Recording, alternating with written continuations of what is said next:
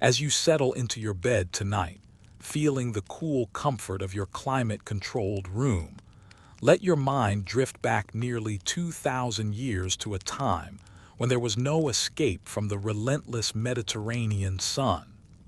No air conditioning, no electric fans, no refrigerated water, just stone, sun, and human ingenuity battling temperatures that soared well above 90 degrees Fahrenheit during the sweltering Roman summers.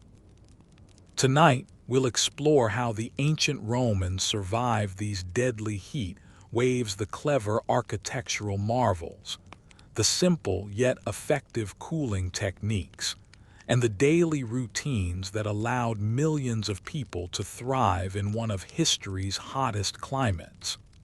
This is the story of how an empire conquered not just lands and peoples, but the very elements themselves.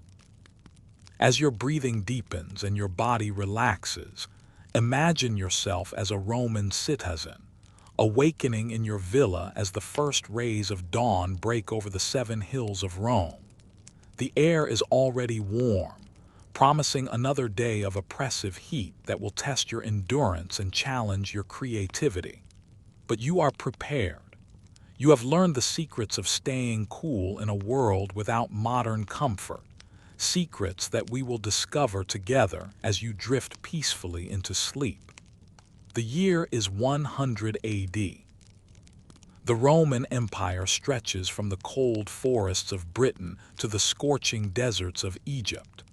In the capital city itself, over 1 million people crowd into narrow streets, their bodies generating heat, their cooking fires warming the air, their very presence creating an urban heat island that makes the summer temperatures even more unbearable.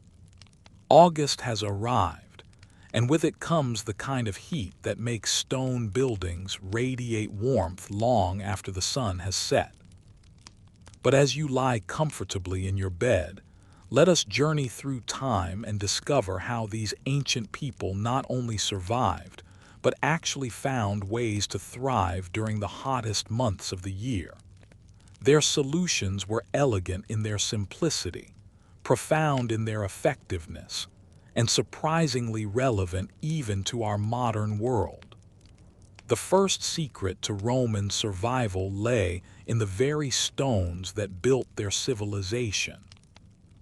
As you relax deeper into your mattress, imagine the thick walls of a Roman villa, not the thin, heat-conducting walls of modern construction, but massive stone barriers, sometimes 3 feet thick, that served as natural insulation against the Mediterranean heat. These walls were built from limestone, travertine, and volcanic tough materials, chosen not just for their abundance and workability, but for their remarkable thermal properties. During the day, as the sun beat down mercilessly on the exterior surfaces, these thick stones absorbed heat slowly, like a sponge soaking up water. But the absorption was gradual, taking hours to penetrate through the full thickness of the wall. By the time the outer heat began to reach the interior spaces, the sun was already setting, and the cooling night air allowed the stone to release its stored warmth back into the atmosphere. This created a natural temperature regulation system that kept interior spaces remarkably comfortable even during the hottest days of summer. The effect was so pronounced that visitors to well-preserved Roman buildings today often remark on how cool they feel even in modern heat waves. But the Romans didn't stop at thick walls. They understood that true comfort required a holistic approach to building design. Their homes were oriented with careful consideration of the sun's path across the sky. Summer dining rooms, called triclinia, were positioned to face north, ensuring they remained in shade throughout the day while still receiving the gentle light that made meals pleasant. Wealthier Romans took this concept even further, circulating cold water from aqueducts through pipes embedded within their walls. This ancient form of air conditioning worked on the same principle as modern radiant cooling systems. Cold spring water, transported from distant mountains through the famous Roman aqueduct system, would flow through lead or ceramic pipes built into the masonry. As the water moved through these channels, it absorbed heat from the surrounding stone, carrying warmth away and leaving behind refreshingly cool interior surfaces. Water was life in ancient Rome, but it was also coolness, comfort, and luxury.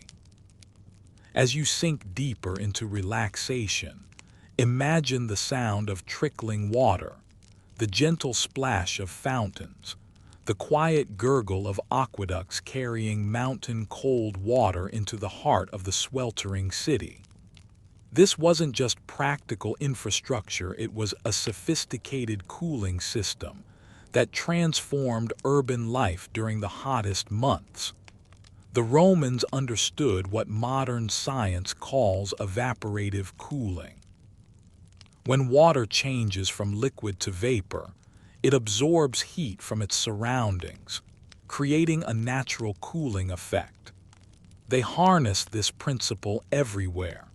In public fountains that dotted every neighborhood, in private gardens where water features created oases of comfort, in the shallow pools called impluviums that sat at the center of Roman homes, catching rainwater and cooling the air that passed over them.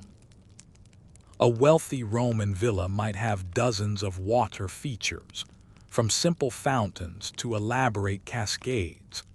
But even modest homes usually had at least a small impluvium, a shallow basin, positioned beneath an opening in the roof called a compluvium. This architectural feature served multiple purposes. It collected rainwater for household use, provided natural lighting through the open roof, and most importantly for our story, created a cooling effect as air circulated through the house. The impluvium worked like a natural air conditioner. Hot air would rise and escape through the compluvium, while cooler air from the shaded courtyard and garden areas would flow into the surrounding rooms. The water in the impluvium enhanced this effect through evaporation, dropping the temperature of the passing air by several degrees. Archaeological studies suggest that areas near these water features could be 15 to 20 degrees cooler than exposed outdoor spaces. But the true marvel of Roman water engineering was how it scaled from individual homes to entire neighborhoods. The city of Rome itself contained hundreds of public fountains, fed by 11 major aqueducts that transported water from distant springs and mountain lakes. These fountains weren't just decorative, they were community cooling centers where people could splash water on their faces, fill containers with cold water, and simply enjoy the cooling effect of evaporation in action. Sometimes the best way to escape heat is to go beneath it. As your mind drifts deeper towards sleep, imagine descending stone steps worn smooth by centuries of sandaled feet, feeling the temperature drop with each step as you leave the scorching streets above and enter the cool embrace of underground Rome. The Romans were master builders of subterranean spaces, and they understood that the earth itself provided natural air conditioning. Just a few feet below ground level, temperatures remain remarkably stable year-round, typically staying in the comfortable range of 60 to 70 degrees Fahrenheit regardless of how hot it became above ground. The Basilica of San Clement in Rome provides a perfect example of this principle in action. Today's visitors can descend through multiple layers of history, each level noticeably cooler than the one above. The upper church, built in the 11th century, reflects the outdoor temperature. But descend to the 4th century basilica beneath it, and the air becomes noticeably cooler. Continue down to the 1st and 2nd century levels at the bottom, and you enter a world of naturally cool, slightly humid air that provided relief from summer heat nearly 2,000 years ago. These underground spaces served multiple purposes in Roman daily life. Wealthy families used their basement levels as summer retreats, sleeping quarters that remained comfortable even during the hottest nights. Wine cellars kept beverages at perfect drinking temperature without any artificial refrigeration. Food storage areas preserved perishables longer, reducing spoilage during heat waves that could last for weeks. The cooling effect was enhanced by underground water sources. Many Roman buildings were constructed over natural springs or along the paths of underground streams. The constant movement of cool water through these subterranean spaces created what we might call a natural geothermal cooling system. The combination of earth insulation and water circulation maintained temperatures that must have felt positively luxurious compared to the oppressive heat above ground. Some of Rome's most important public buildings incorporated these principles on a grand scale. The famous catacombs, while primarily burial sites, also served as cool refuges during extreme heat. Underground temples and mystery cult sites offered spiritual experiences enhanced by their naturally cool environments. Even the Colosseum contained underground passages and chambers where performers, animals, and workers could escape the sun during the hottest parts of the day. Shade was sacred in ancient Rome, and the Romans elevated its creation to an art form. As you relax deeper into the darkness of your room, imagine a city designed from the ground up to minimize direct sunlight and maximize cooling shade. This wasn't accidental, it was the result of careful planning and sophisticated understanding of how buildings, streets, and public spaces interact with the sun's daily journey across the sky.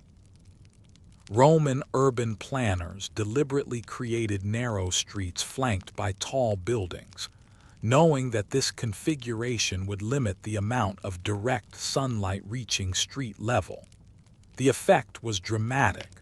While open squares and wide boulevards baked in the Mediterranean sun, the narrow streets of residential neighborhoods remained in comfortable shade for most of the day. The stone buildings themselves became parasols for the people below, but the Romans didn't rely solely on street design. They created shade everywhere it was needed. Porticos covered walkways supported by columns became one of the most characteristic features of Roman architecture. These elegant structures served as shaded transition spaces between indoor and outdoor environments, allowing people to move through the city without direct sun exposure. Vitruvius himself, Rome's most famous architectural theorist, recommended that porticos should face north to ensure they remained in shade throughout the day and could serve as places for study and discussion during summer months. Private homes incorporated shade in increasingly sophisticated ways. The peristyle garden, an open courtyard surrounded by a colonnaded walkway, became the thermal heart of the Roman house. During the day, the colonnade provided shaded areas for walking, sitting, and socializing, while the central garden space allowed hot air to rise and escape. The combination of shade and airflow created a natural cooling system that made these spaces usable even during the hottest parts of summer afternoons. Trees played a crucial role in this shaded ecosystem. Roman gardens were carefully planned to include species that provided dense, cooling shade. Plane trees, cypresses, and various fruit trees were positioned to block the most intense sun, while still allowing gentle breezes to flow through the space. These living shade structures had the added benefit of transpiration, the process by which plants release water vapor through their leaves, creating additional cooling effects through evaporation. The Romans didn't just build their way around the heat, they arranged their entire lives to avoid its worst effects. As you drift peacefully towards sleep, imagine a civilization that had learned to dance with the sun rather than fight against it. A culture that organized its activities around the daily temperature cycle with the precision of a Swiss watchmaker. The Roman day began before dawn, when the air was still cool from the night, and the streets were shrouded in comfortable darkness. Merchants opened their shops, farmers tended their fields, and scholars began their studies while most of the city still slept. This early start wasn't just preference, it was survival, a way to accomplish the most strenuous tasks before the sun climbed high enough to make outdoor activity dangerous. By mid-morning, as temperatures began their daily climb, the rhythm shifted. Outdoor work slowed, then stopped. Markets became places of brief, purposeful visits rather than leisurely browsing. The wealthy retreated to their coolest rooms, often the north-facing triclinia that remained in shade throughout the day. Even the poor found refuge in public spaces designed for communal cooling: the shaded porticos, the breezy temples, the basement levels of apartment buildings where several families might gather in the relatively cool air. The Romans had learned what modern science confirms. The human body adapts to heat through gradual exposure. Rather than hiding from warmth entirely, they developed a tolerance that allowed them to function in conditions that might incapacitate someone accustomed to constant air conditioning. This adaptation was cultural as well as physiological. Roman clothing was designed for hot, whether loose-fitting linen and wool garments that allowed air circulation while protecting skin from direct sun. The afternoon siesta became not just a luxury, but a necessity. From noon until late afternoon, the city entered a kind of voluntary hibernation. Shops closed, streets emptied, and even the most ambitious citizens surrendered to the heat. This wasn't laziness, it was wisdom, an acknowledgement that some battles cannot be won and are better avoided entirely. During these hours, Romans slept, read, conducted indoor business, or simply sat quietly in their coolest rooms, waiting for the earth to turn and bring relief. Heat shaped Roman society in ways that went far beyond mere physical comfort. As you sink deeper into your pillow, imagine a civilization where social status was measured not just by wealth or political power, but by access to cool spaces and refreshing experiences. The ability to escape the heat became one of the most visible markers of privilege in Roman society. Wealthy Romans competed to create the most impressive cooling systems. A Roman aristocrat might invite guests to dinner in a triclinium, where cold water circulated through the walls, creating an environment so comfortable that visitors would remark on it in letters to their friends. These displays of thermal luxury served the same function as expensive cars or designer clothing in modern society. They announced to the world that their owner had transcended the ordinary discomforts that plagued common people. But the Romans also understood that some solutions to heat were best enjoyed communally. The public bath system, one of Rome's greatest contributions to urban civilization, was fundamentally a response to the challenges of Mediterranean climate. The famous Roman thermae weren't just places to get clean, they were social clubs, exercise centers, libraries, and most importantly during summer months, cooling stations where citizens could escape the heat for hours at a time. The bath complex at the heart of every Roman neighborhood included a frigidarium, a cold plunge pool specifically designed for summer comfort. During heat waves, these pools became the most popular spaces in the entire city.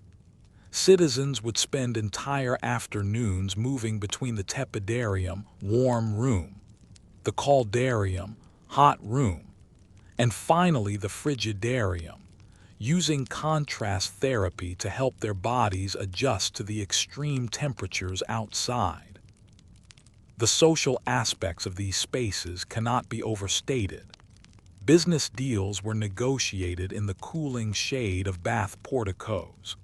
Political alliances were formed, while citizens lounged near fountain-cooled gardens. Romantic relationships began as young people met in the comfortable environments that only the wealthy could afford to create in their private homes. Heat had transformed from a mere physical challenge into a social force that shaped the very fabric of Roman civilization. The Romans approached personal cooling with the same systematic intelligence they brought to architecture and urban planning. As your body relaxes into the comfort of your bed, imagine the careful thought that went into every aspect of Roman dress, from the choice of fabrics to the way garments were draped and worn throughout the changing seasons. Roman clothing was fundamentally designed for hot weather. The basic garment for both men and women was the tunic, a loose-fitting rectangle of fabric that allowed air to circulate freely around the body. Unlike modern clothing, which often clings to the skin and traps heat, Roman tunics were designed to hang away from the body, creating pockets of cooler air between fabric and skin.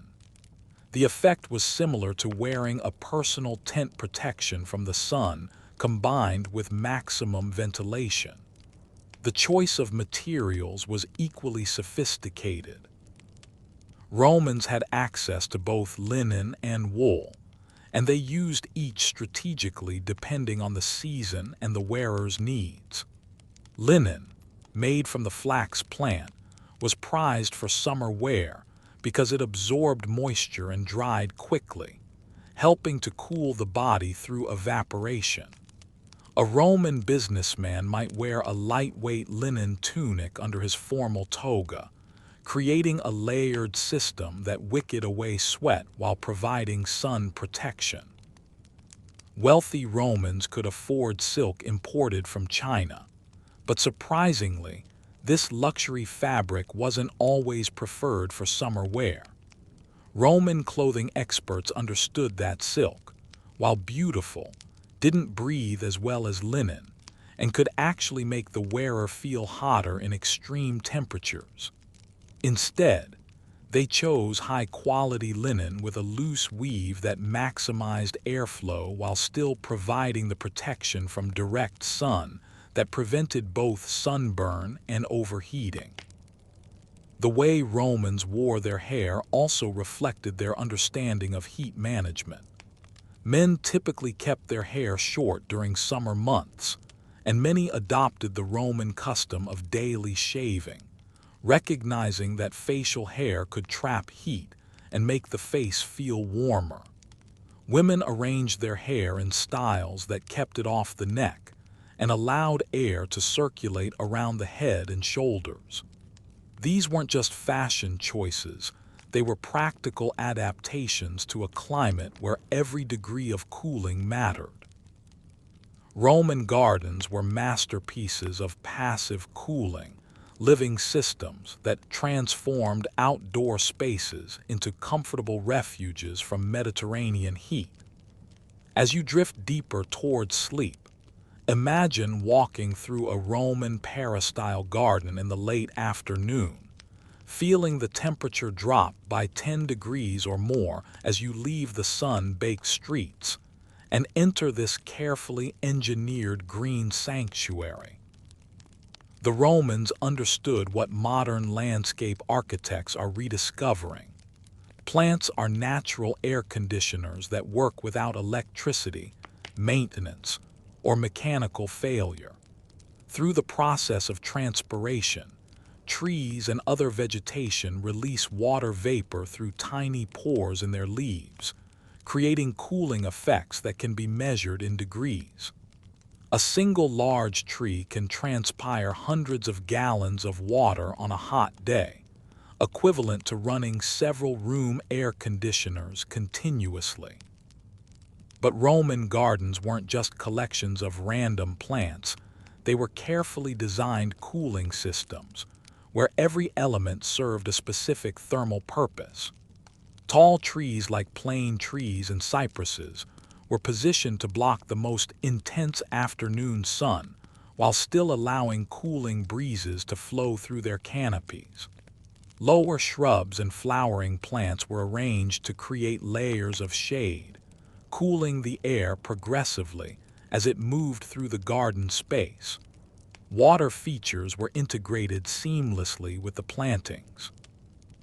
A typical Roman garden might include several fountains of different sizes, each contributing to the overall cooling effect through evaporation.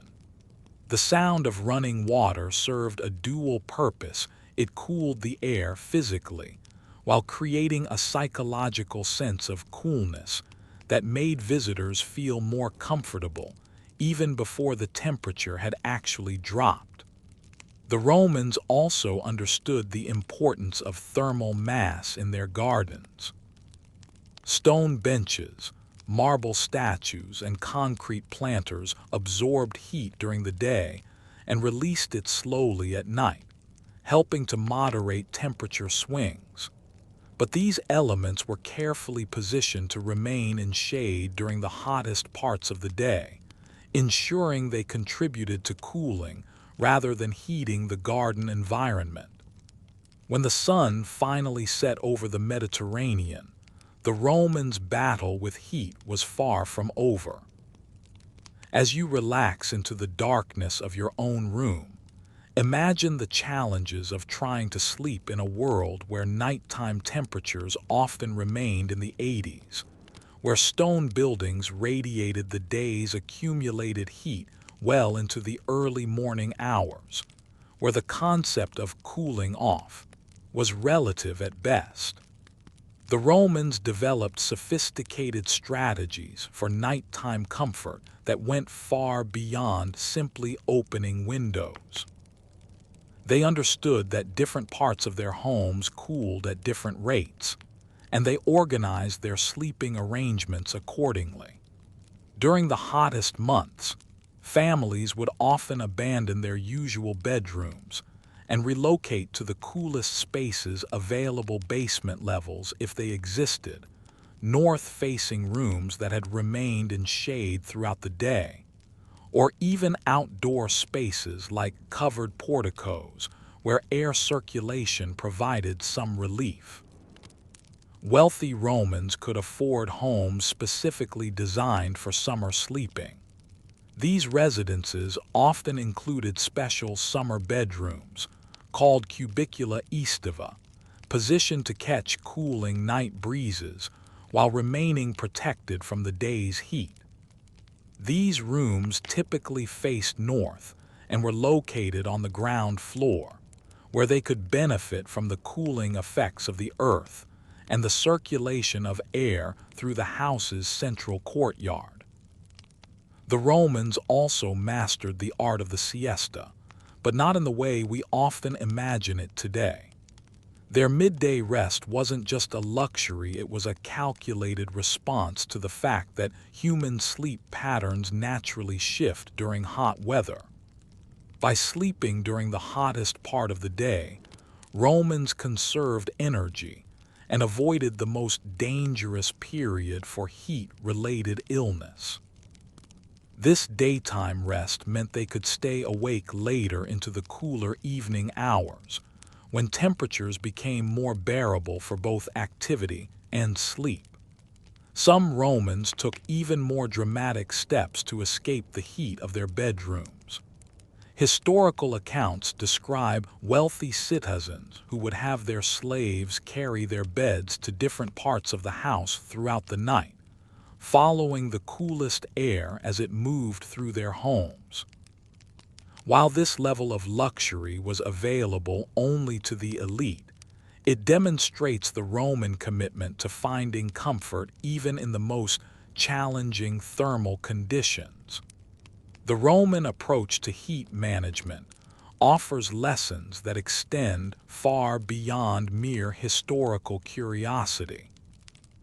As you sink into the final stages of relaxation before sleep, consider how these ancient solutions might apply to our modern world, where energy costs rise and climate change makes extreme heat events more common and more dangerous. The Romans succeeded because they thought about cooling as a system rather than a quick fix. They didn't rely on a single solution. They created layers of cooling strategies that worked together to provide comfort.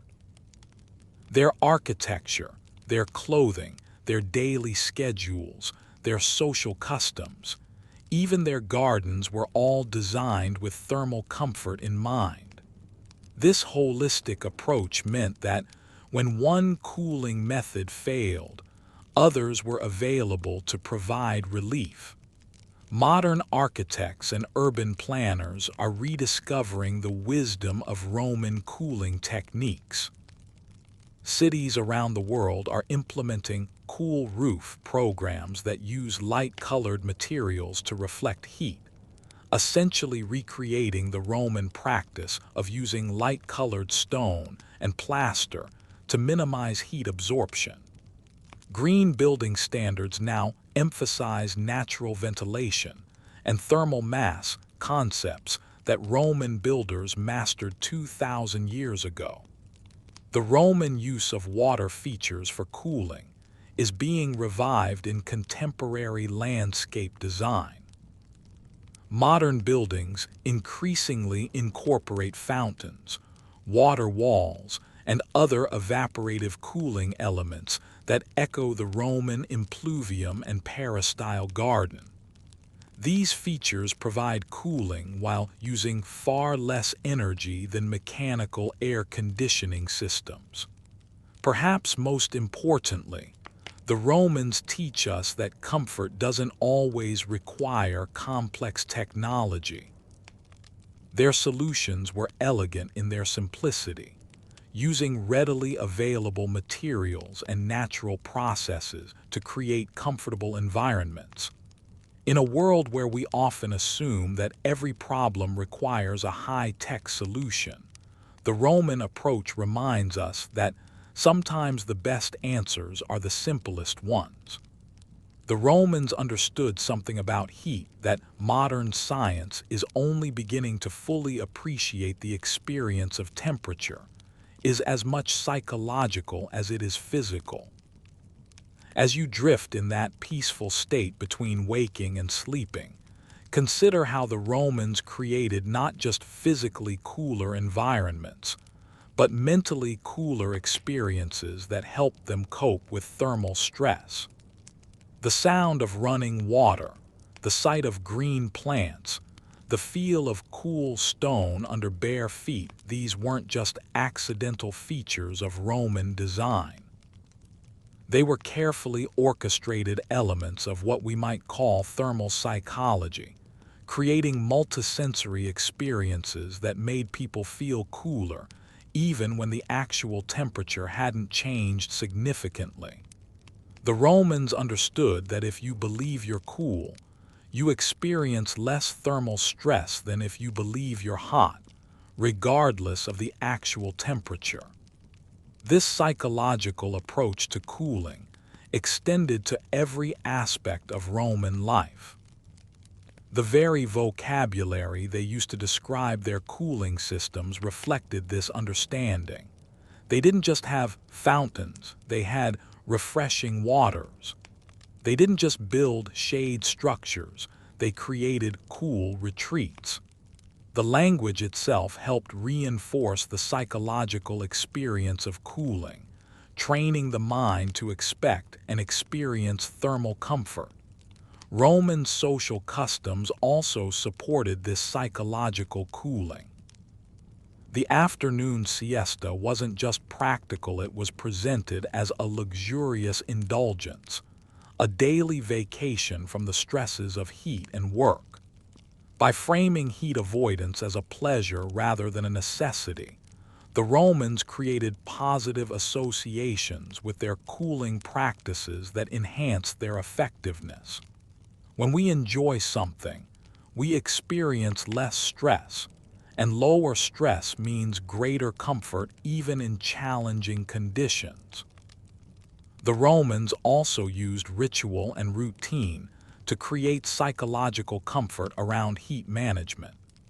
The daily progression from cool morning activities to shaded midday rest to evening socializing created a predictable rhythm that helped people feel in control of their thermal environment. This sense of control is crucial for psychological comfort. We experience less stress when we believe we have agency over our circumstances, even when those circumstances are challenging. As you prepare to surrender completely to sleep, let us consider the remarkable legacy of Roman cooling innovation. These ancient solutions didn't disappear with the fall of the empire. They evolved, adapted, and continue to influence how we think about comfort and architecture today. The principles the Romans discovered remain as valid now as they were 2 millennia ago, even if the specific technologies have changed. The Roman emphasis on thermal mass, for example, lives on in modern passive solar design. Contemporary architects use concrete floors and stone walls to store and release heat, just as Roman builders did, creating buildings that maintain comfortable temperatures with minimal mechanical intervention. The concept of orienting buildings to maximize cooling and minimize heat gain has become fundamental to sustainable architecture, with computer modeling allowing designers to optimize these effects far beyond what Roman architects could achieve with their simpler tools. The Roman approach to urban cooling has also experienced a renaissance in modern city planning. The urban heat island effect that makes cities hotter than surrounding rural areas is essentially the same phenomenon that Roman planners addressed with their narrow streets and building orientation strategies. Today's urban designers are rediscovering the value of street trees, green roofs, and water features, all elements that Roman cities used extensively for cooling. Perhaps most significantly, the Roman holistic approach to cooling, treating it as a comprehensive system rather than a single problem to be solved, has become the foundation of modern sustainable design. Green building standards like LEED and BREEAM evaluate buildings based on their overall environmental performance, including factors like natural ventilation, thermal mass, and landscape integration that would have been familiar to Roman architects. The Roman cooling revolution reminds us that human ingenuity can overcome environmental challenges without relying solely on energy-intensive mechanical solutions.